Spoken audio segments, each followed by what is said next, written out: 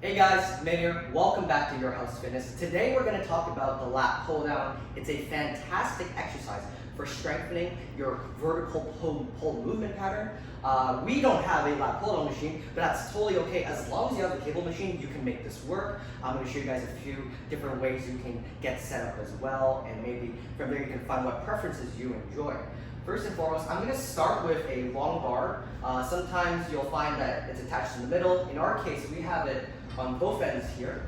And I'm going to set it up so the weight is even on each side.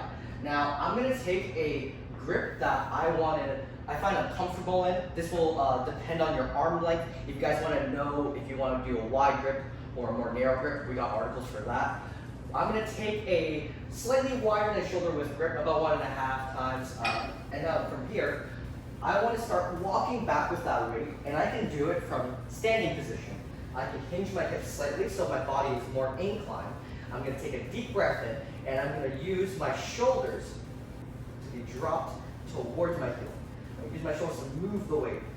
Once I feel that scapular connection, and I feel that scapular depression, I'll follow through with my elbows, continue to drive your shoulder blades down, and when you get about halfway, you're going to tuck your elbows into your sides. You're going to end with the weight touching your collarbone. Like that. I'm going to do a few reps here. Deep breath in, move the shoulder blades, follow the elbows, and pin the elbows in your sides. Try to keep your chest out. It's very easy to round your chest and to shrug with it. Now, there's a few other stances we can take that may feel more comfortable depending on your build or your height.